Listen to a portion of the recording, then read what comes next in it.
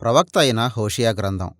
దక్షిణ రాజ్యమైన యూదా నుండి వేరైపోయిన 200 సంవత్సరాల తరువాత ఉత్తర రాజ్యమైన ఇశ్రాయేలులో హోషేయ నివసించాడు. ఒక్కోసారి ఆ రాజ్యాన్ని అతడు ఎఫ్రాయిము లేక యాకోబు అని కూడా పిలిచాడు. రాజులు మొదటి గ్రంథంలోని గాథ జ్ఞాపకం చేసుకోండి. ఇశ్రాయేలు రాజుల్లో పరమ దుర్మార్గుడైన రెండో యరొబాము కాలంలో హోషేయ దేవుని పక్షంగా నిలబడి మాట్లాడాడు. రాజ్యం అల్లకల్లోలంలో మునిగిపోయింది.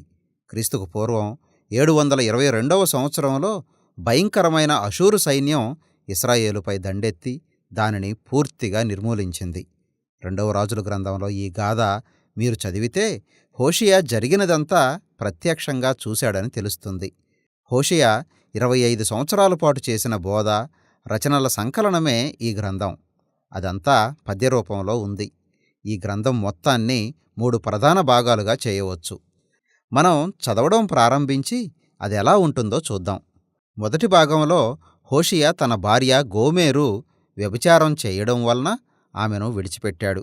ఆమె వివాహం ముందు నుండి పరపురుషులతో వ్యభిచరిస్తుందా లేక వివాహం తరువాత అనేది స్పష్టంగా లేదు. వారికి 3 పిల్లలు పుట్టిన తరువాత వారి కుటుంబం విచ్ఛిన్నమైంది. ప్రాముఖ్యమైన విషయం ఏమిటంటే గోమెరు అతని పట్ల ఎంత అపనమ్మకంగా ప్రవర్తించినా దేవుడు హోషేయతో వెళ్ళి ఆమెను కనుగొని ఆమె తన ప్రియులకు అచ్చి ఉన్న అప్పులన్నీ తీర్చి ఆమె పట్ల తన ప్రేమ, నమ్మకత్వాల్ని మరొకసారి చూపించమని చెప్పాడు.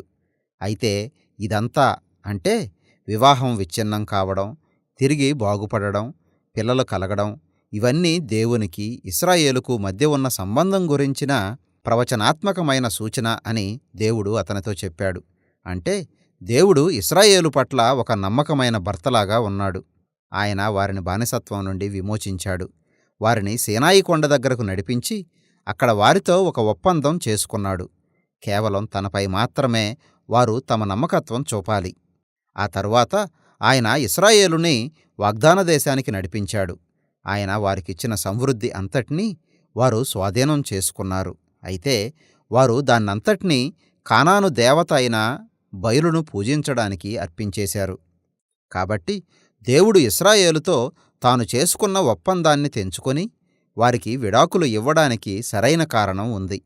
అలా చేయాలని ఆయన అనుకున్నప్పటికీ దానికి బదులుగా ఆయన ఇశ్రాయేలును మళ్లీ తీసుకొచ్చి వారితో తన ఒప్పందాన్ని పునరుద్ధరిస్తాను అన్నాడు.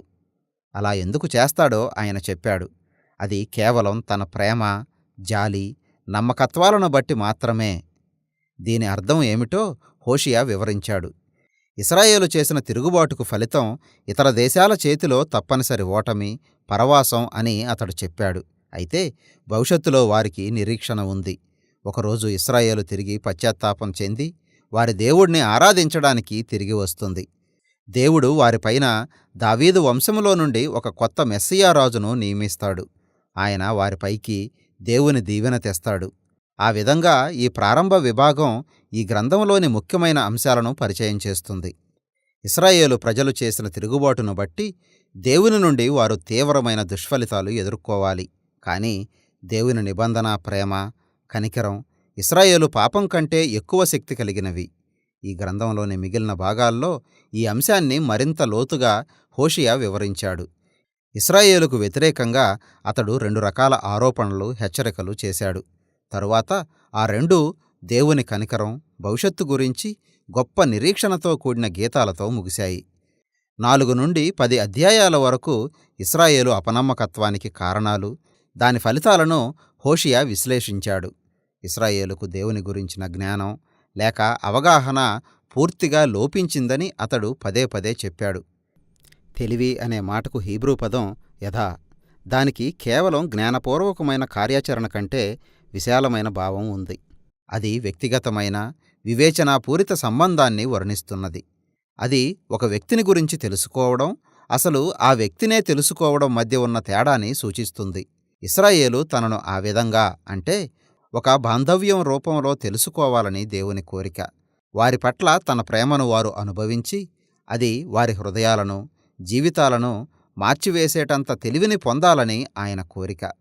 తద్వారా వారు తిరిగి ఆయన్ని ప్రేమించాలి. హోషేయ పదే పదే ఇశ్రాయేలీయుల ఆరాధనలోని కపట వేషధారణను గద్దించడానికి ఇదే కారణం. వారు దేవుని 10 ఆజ్ఞల్ని ఏ విధంగా మీరుతున్నారో, తమ సమాజాల్లో తీవ్రమైన అన్యాయాన్ని జరిగిస్తున్నారో వారికి ఎత్తి చూపుతూ, అదే సమయంలో వారు పవిత్రమైన దేవాలయంలోకి వెళ్ళి అంతా సవ్యంగానే ఉందన్నట్టు దేవునికి బలులర్పిస్తున్నారు.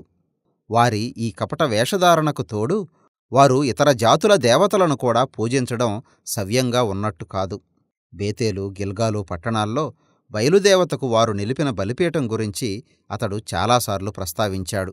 వారు ఇతర దేవతలకు తమ విధేయత చూపడం గురించి మాత్రమే కాక, ఇశ్రాయేలీయులు ఐగుప్తు, అషూరు దేశాలతో రాజకీయ సంబంధమైన ఒప్పందాలపై నమ్మకం పెట్టుకున్నారు అని హోషేయ పదే పదే ఆరోపించాడు.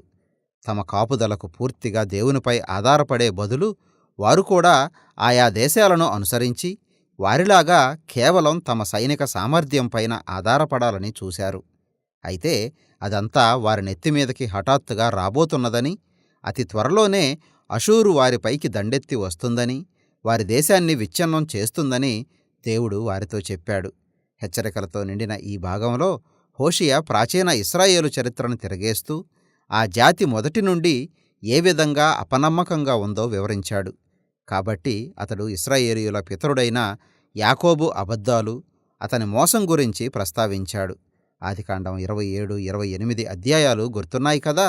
అరణ్యంలో ఇశ్రాయేలు తిరుగుబాటు గురించి మాట్లాడాడు. సంఖ్యాకాండం గ్రంథం చదవండి. ఇశ్రాయేలీయులు అవినీతిపరుడైన సౌలును తమకు రాజుగా చేసుకోవడం గురించి ప్రస్తావించి అతడు ఆ ప్రజల్ని పాపంలోకి, మహా విపత్తులోకి నడిపించాడు. 1వ సమూయేలు గ్రంథంలోని వృత్తాంతాలు చూడండి. ఈ కుటుంబంలో కొన్ని విషయాల్లో మార్పు రానేరాదు అన్నట్టుగా ఉంది హోషేయ ఆరోపణ. ఇంకా హోషేయకి ఉన్న ఆశ ఏమిటి? 3వ అధ్యాయం ప్రకారం దేవుడు తన ప్రజల్ని రక్షించి వారిని పునరుద్ధరించడానికి ఏం చేయబోతున్నాడు? ఈ చివరి 2 అధ్యాయాలు దాని గురించే. 11వ అధ్యాయం బహుసుందరమైంది. ఈ గీతం దేవుణ్ణి తన కొడుకైన ఇశ్రాయేలును ప్రేమించి తనకున్న సమస్తాన్ని వారికి ఇచ్చేసిన తండ్రిలాగా వర్ణించింది. అయితే ఆ కొడుకు పెరిగి పెద్దవాడై తిరుగుబాటు చేసి తన తండ్రి ప్రేమను అలుసుగా తీసుకుని ఆయనకి ఎదురు తిరిగాడు. ఆ విధంగా ఈ గీతంలో దేవుడు మానసికంగా ఎంతో కుంగిపోయాడు. ఒక క్షణం ఆయన కోపిస్తాడు, వారిపైకి తీవ్రమైన శిక్షను పంపిస్తానని అంటాడు. కాని ఆ మరుక్షణమే ఆయన హృదయం ద్రవించిపోతుంది. తన కరుణా కటాక్షాలను వారిపై చూపి తాను ప్రేమించే తన కుమారుణ్ణి క్షమిస్తానని అంటాడు. ఎఫ్రాయిము, నిన్నెలా విడిచిపెట్టగలను? నా హృదయం నాలో కరిగిపోతున్నది, నాలోని జాలిగుణం ఉప్పొంగుతున్నది అని ఆయన అంటాడు. అంటే ఇశ్రాయేలు తన పాప ఫలితాన్ని అనుభవించి అషూరు చేతిలో ఓడిపోయేలా చేస్తాడు గాని అది దేవుని అంతిమ నిర్ణయం కాదు. వారికి ఇంకా నిరీక్షణ ఉంది. చివరి అధ్యాయం దీని గురించే. పశ్చాత్తాపపడి తమ దేవుని వైపు తిరగమని హోషేయ ఇశ్రాయేలుకు పిలుపునిచ్చాడు. అయితే వారు ఆ పని చేయరని అతనికి తెలుసు. ఎందుకంటే ఇంతకు ముందు వారెప్పుడూ ఆ పని చేయలేదు. ఒక రోజున తాను వారి మూర్ఖత్వాన్ని స్వస్థపరచి వారిని సంపూర్ణంగా ప్రేమిస్తానని దేవుడు చెప్పాడు. ఈ విధంగా స్వస్థపరచబడిన ఇశ్రాయేలును దేవుడు భూమిలో లోతుగా వేరుతన్ని విశాలమైన కొమ్మలతో అన్ని దేశాలకు నీడ, ఫలాలు అందించే గొప్ప చెట్టులాగా చేస్తాడు. ఇది దేవుడు అబ్రహాముకు చేసిన వాగ్దానానికి ఒక దృశ్యరూపం. ఇశ్రాయేలు సకల దేశాలకు ఒక దీవెనగా మారుతుంది. ఎప్పటికైనా అది జరగాలంటే మానవ హృదయంలో లోతుగా పాదుకొనిపోయిన పాపం, స్వార్థ పర్వతాలను బాగుచేయాలంటే దేవుని కృపాకార్యం, ఆయన స్వస్థతాశక్తి అవసరం. అప్పుడే ప్రజలు దేవుని ప్రేమను స్వీకరించి ఆయనను తిరిగి ప్రేమించగలుగుతారు. దేవుడు చేసిన వాగ్దానం ఇదే. ఈ గీతం ముగియగానే ఈ గ్రంథం చివరి మాటలను చూస్తాం. ఈ మాటలు ఈ గ్రంథానికి తరువాత కలిపిన మాటల్లాగా ఉంటాయి.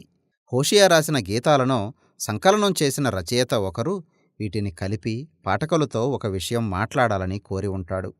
ఈ సంగతుల్ని వివేచించే జ్ఞానులు, బుద్ధిమంతులు ఎవరు అని అతడంటున్నాడు. యెహోవా మార్గాలు చక్కనివి, నీతిమంతులు వాటిని అనుసరిస్తారు. కాని తిరుగుబాటు చేసేవారు వాటి వలన తొట్రిల్లుతారు. కాబట్టి హోషేయ ఎప్పుడో ఉత్తర రాజ్యానికి రాసిన ఈ గీతాలు కేవలం గతానికి సంబంధించినవి కావు అని మీరు తెలుసుకోవాలని ఈ రచయిత కోరుతున్నాడు. అవి దేవుని గుణలక్షణాలు, ఆయన సంకల్పాలు, మానవ స్వభావం గురించి లోతైన సత్యాలను వెల్లడి చేస్తాయి.